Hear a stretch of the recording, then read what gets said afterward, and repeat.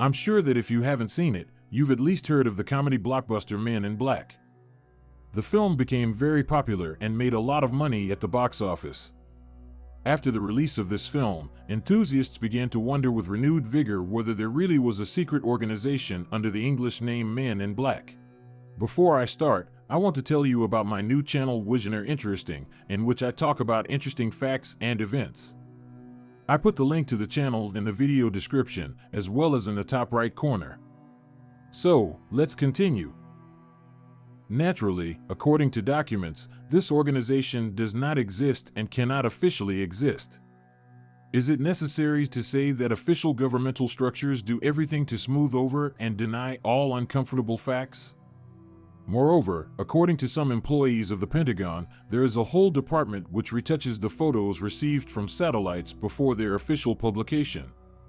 So judge for yourself, if aliens don't fly to us, if all photos and videos with UFOs are allegedly faked, if all eyewitness accounts are explained either by delusion or deception or a game of light and shadow, why do we need some secret organization which will solve non-existent problems?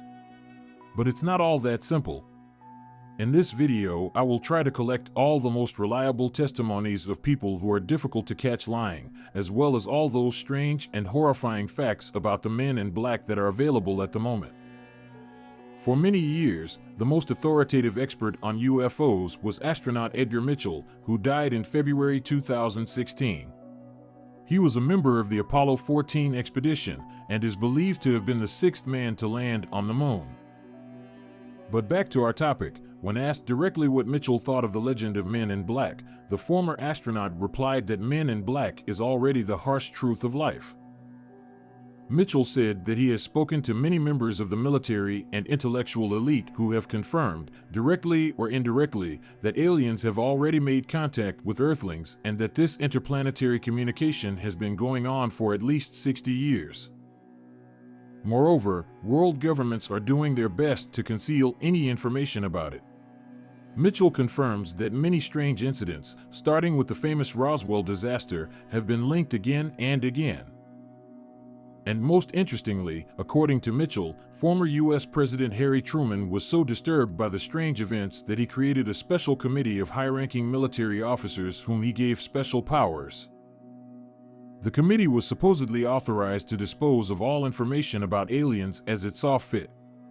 Moreover, even the president had no right to interfere in the activities of the committee. Perhaps this is where the mystery lies. Another unique witness is the famous Scottish hacker Harry McKinnon, about whom I want to make a separate video in the future.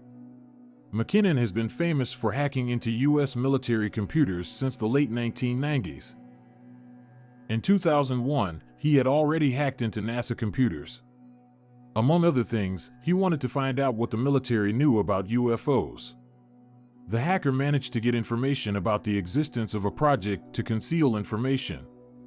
The employees of this project were collecting data on UFOs from civilian and military aviation specialists and apparently persuaded these people not to talk too much. And such testimonies from people who could not be suspected of hoaxes numbered in the hundreds. But there was more. McKinnon hacked into a file strangely titled Extraterrestrial Officers, which contained the names and ranks of U.S. Air Force officers. And the strangest thing is that the data on these military personnel could not be found in any official source. And here is another strange detail of this case. McKinnon, though, was charged, but not with revealing U.S. state secrets, but for allegedly disabling 2,000 military computers for more than a day because of his actions, resulting in nearly $1 million in damages and a U.S. court sentencing the Scottish hacker to 70 years in prison in absentia. McKinnon assures that he could not have caused such damage and that the case was fabricated to put him in jail and shut him down for good. The following unique case occurred in the fall of 2009 in a quiet American town. A local enthusiast sent a group of researchers of unidentified objects a curious tape, which allegedly for the first time were filmed real people in black.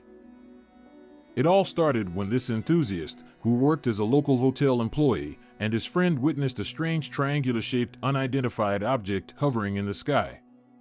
They reported it to a local newspaper and sent their evidence to ufologists. A few days later, two strange subjects dressed in classic old-fashioned black suits came to the hotel. They were looking for the employee himself, a witness, and a UFO, but he was not working that day. The hotel employee who spoke to these men later called his friend and warned him that some suspicious people were looking for him. According to him, they were two very strange and repulsive people, and they were dressed exactly alike. Moreover, the men looked so much alike that one would have thought they were twins. They looked at their interlocutor with strange unblinking eyes and questioned this employee and his colleagues about the UFO itself for a very long time. After the questioning, they were still walking around the hotel for a long time, as if they couldn't believe that this man really wasn't working. I want to say right away that this video cannot be classified as a viral advertisement for the hotel. Some black PR people have this trick where they make up hotels or historical sites and non-existent ghosts or poltergeists on purpose to attract more visitors, but not this time. As far as I have been able to find out, the person who sent this video to the ufologists was not looking for fame and did not want the general public to know where the place was or who he was. Another thing is that it's impossible to be completely sure of the authenticity of the video either, but let's figure out what these mysterious people are. Here is how the people in black are described in the book UFO Operation Trojan Horse, authoritative among American ufologists, and the author of the book is very famous in the United States. Ufologist John Keel collected dozens of testimonies of people who had contact with representatives of this mysterious organization. John Keel was able to draw a rough portrait of the people in black. All of them are of normal build with a height of about 2 meters. The eyes of people in black, apparently, are sensitive to light, so they always wear dark glasses. They have thin lips, black hair, and white, even pale skin. Eyewitnesses note the monotonous, emotionless voice of these people, and many agree on the feeling that they seem to be communicating with an intelligent machine, a robot incapable of showing emotion. Perhaps this is just military training. More often than not, people in black appear together or in threes. They drive classic black cars and are always dressed in a classic black suit with a black tie and white shirt. Witnesses have noted that, as a rule, people in black appear when it is necessary to pressure or intimidate certain people, usually witnesses of unexplained phenomena who intend to say something about strange objects they have seen in the sky and any other anomalous things. It is also believed that some of the strange deaths of famous UFO witnesses and ufologists have been blamed on the men in black. A case in point is the very mysterious death of Phil Schneider. Phil Schneider was a man who claimed to have worked at the secret Dulce military base. According to him, unique research was conducted at the base, including cooperation with aliens. Schneider repeatedly communicated with U.S. ufologists and often recounted strange calls from an unidentified number.